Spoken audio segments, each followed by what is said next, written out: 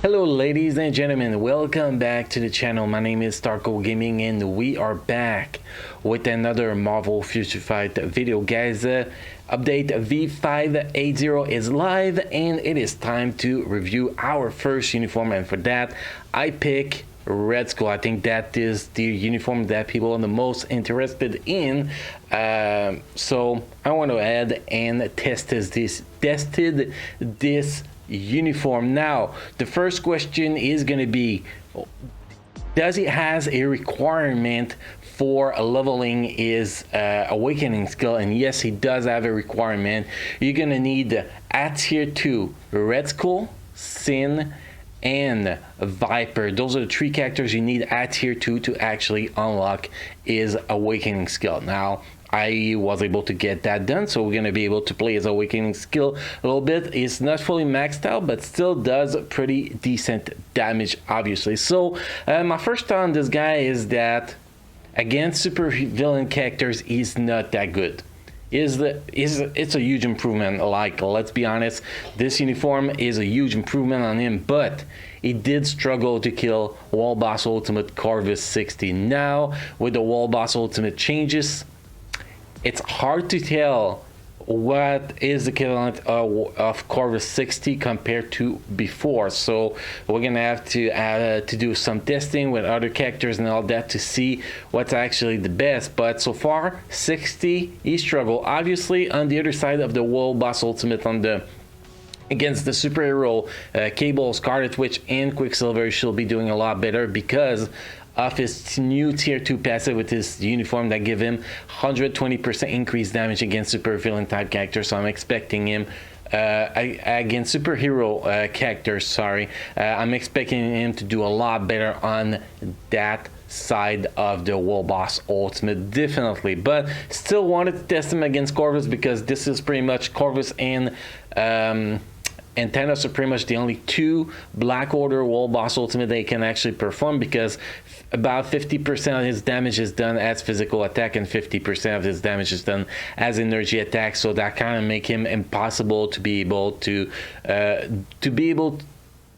perform against Cole and Proxima and Bonnie Sally. So the setup on this character is kind of weird, but I'm pretty sure he's going to perform well against Quicksilver, against Cable, Scarlet Witch, and Corvus Glyphy, you know, stage 60. I'm guessing a stage 60 now is about stage between 70 and 80 before the update. So I guess it's actually not that bad. I guess it's not that bad, but yes, you can see the point here that the striker change are going to make you do a lot lower Wall Boss Ultimate, definitely. So we're going to take a quick look at his build, his rotation, then we're going to jump into the Wall Boss Ultimate gameplay so you guys can actually see him in action. So here we go.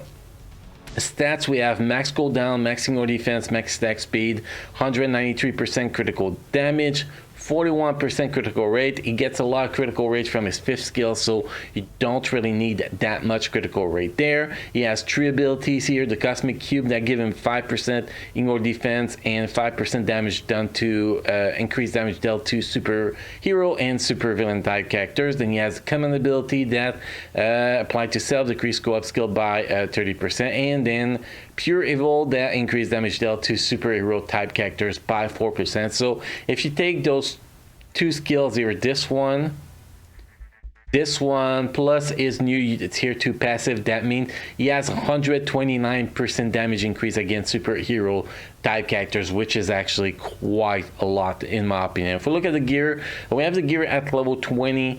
2 physical attack per gear, 2 critical damage per gear, and 1 critical rate per gear. That is all we really needed on this guy.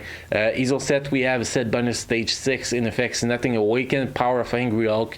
So we get 8.5% all attack, all defense critical rate, 7.7% attack speed, 8.1% ignore defense, activation rate, 12% chance with attacking, plus 20% increase of all attack for 20 seconds with a cooldown time of 60 seconds.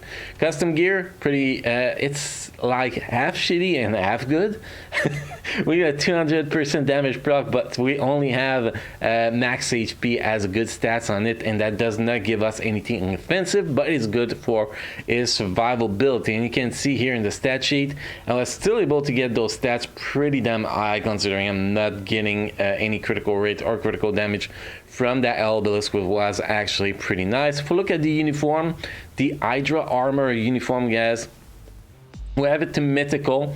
I did have a bunch of uniform XP chips, which was really useful. I've been stacking Red Skull biometrics for like what, 3 years now that since I am a tier 2, so definitely was pretty easy to get that uniform up to mythical. So first uniform, we have Captain America Endgame, which is mythical. Second uniform we're missing is Moon Girl, Monster, and Leash.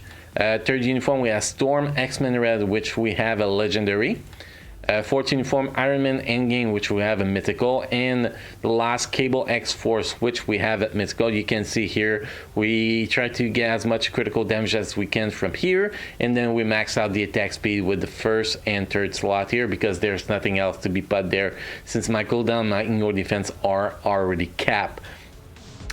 Uniform bonus here, apply to self, decrease all damage received by 20%, which is pretty awesome. And this is the tier 2 passive. You can see 30% increase of all attack, increased damage dealt to superhero type characters by 120%, and decreased damage received from superhero type characters by 20%. Sadly, my my superhero wall boss ultimate, Quicksilver, Cable, and Scarlet Witch are not level up high enough to actually be able to test this guy in there, so I was really stuck with testing him against Corvus Glaive, which is still a pretty good test for any characters, definitely, which I had to use Wasley because otherwise he was getting wrecked by all the bleed, with the Valkyrie, which has a CTPF Insight in him, so not the best leadership. So I guess stage 60 is actually not that bad considering the striker changes, in my opinion. I think that it's a pretty decent stage that makes him pretty powerful, so obviously he's going to be pretty decent in the World Boss Ultimate Corvus, and obviously it's going to be a high focus on Shadowland. Now if we look at the skills, we have his Awakening skill here that we were able to get to level 4, Hydra Rallying Cry. Oh god damn, my English sucks, guys. Anyway, here what we get at this level, we get Fear 10 seconds, which I do not believe it applies to the World Boss Ultimate.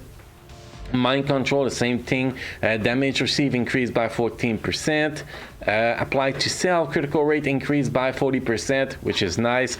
Critical damage by 40%, so at least when I use this skill I get my critical damage increase while cap at least for 10 seconds. The invincibility for 10 seconds, remove all debuff for 10 seconds, increase all attack by 35% and all defense by 35% for 40 seconds. So basically, as long as you use this skill every 40 seconds, you're going to be fine with the attack buff, which is pretty damn nice. The cooldown says 60 seconds. With max skill cooldown, you actually get 30-second cooldown here. If we look at the other skills, important skills, pretty simple. Is this skill here to increase all attack by 60%, critical rate by 60%, and all speed by 5%. 3 guards against it, and that's pretty much it. There's not much damage on that skill. It's really just a big buff skill, which actually gonna change the other skill you're actually using. If you, like for example, if you use the Cosmic Beam, which is a 4th skill, without using the 5th, enabling the 5th skill first, you're gonna need you are going to only shoot 1 beam. If you add the 5th skill, if you add the 5th skill applied to yourself, so if you have your cosmic whatever, it gives you, let's call it your cosmic skull aura around you, you're gonna be shooting 2 beams out your end from that 4th skill and do quite a lot of goddamn damage. So definitely you have to use that 5th skill on cooldown. Now the 4th skill is going to be your damage proc. 4th skill does paralyze, does not work against World Boss Ultimate, incapacitation, remove active buff from target. I have no idea if that works against World wall boss ultimate. I don't really care. Applied to sell 15% recovery on max HP, which is a very, very nice, amazing survivability. 100% chance for immunity to all damage for 5 seconds, which is awesome to increase the survivability a lot.